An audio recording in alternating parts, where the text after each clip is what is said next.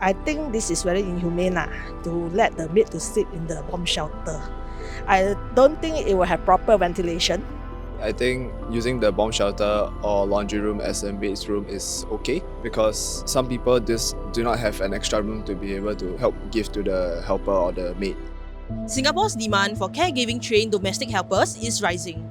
Today, the property industry is marketing more bomb shelters, originally emergency spaces in HDB flats, as maid rooms. Yet, these small windowless rooms often struggle to fit even a bed, leaving minimal space for personal comfort. Rice speaks to Singaporeans and helpers about just how livable these spaces really are. I have a live-in helper with me. She stays in the utility room by herself. I think this is quite common for older condos or HDB with a bomb shelter because in Singapore there's limited space for the household. I think to be pragmatic, right, is there an alternative? The bomb shelter should be served as the bomb shelter. My friend who has helpers, normally they'll sleep in the normal bedroom. If they are caretakers, right, they'll stay with the person that they are taking care of. For example, the babies or the elderly folks. In my case, I stay at a bomb shelter because not enough rooms for me. So I decided that why not I just furnish a room myself and sleep inside. So I think it's okay if it's furnished well enough. Just gotta work on the ventilation. I would love to have a room to be able to have my own space, but sometimes can't help it. All rooms are taken.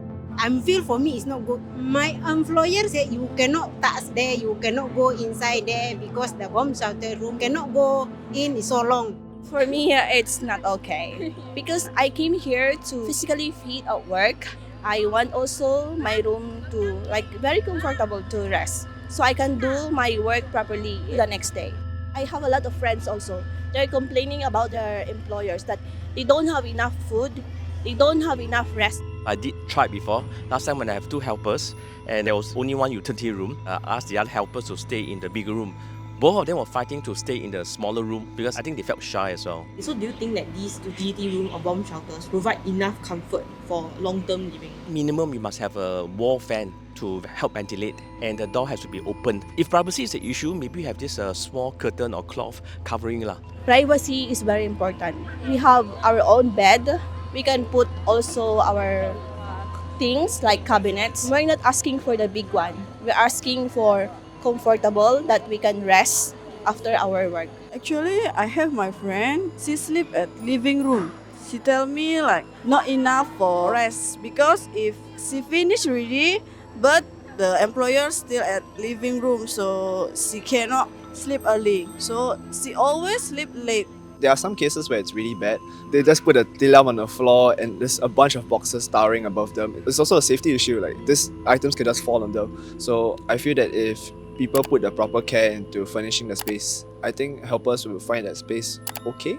But definitely if you could give them a room, give them a room because bomb shelter is quite small. It's only, I think the Sengkang ones are 2 by 1 meter at most, and I think that's the biggest it gets. Other places just get smaller and smaller, especially in the newer estates. I would tell people who ask the helpers to sleep in the bomb shelter, why not they try for themselves first?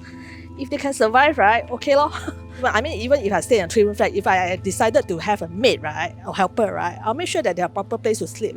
If you have the money to hire a helper, you should be able to provide the helper with the right amenities and the right place to stay. I've seen some of my friends who have helpers, the only spare room they have is a storeroom, but then they make sure that there's no extra stuff in the storeroom. Then it actually becomes a big enough room that is similar to a normal bedroom. Maybe they are thinking that our work is very easy, but actually it's very hard. I hope all employers out there can hear what we want to say. We look after your family and we care all of your family members also. We respect you and you can also respect us.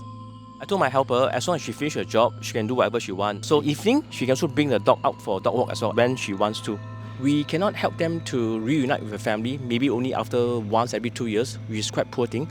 But if you let them have access to internet, they might be able to reconnect with their family and they might feel more happy. You want your employee to feel good, then they will do well or take care of their family as well. So do treat them like a normal human being or even a fellow colleague or even a younger brother, sister. Sometimes I hang out with my friends and then you see a bunch of helpers during the weekends. And then there are some comments where I hear where they will say, oh, it's them again, or they're making a ruckus. Just let them live. They're coming here to help our economy. They're just here to help out. They have no ill intent at all. I think as much as possible, try to integrate them with our community.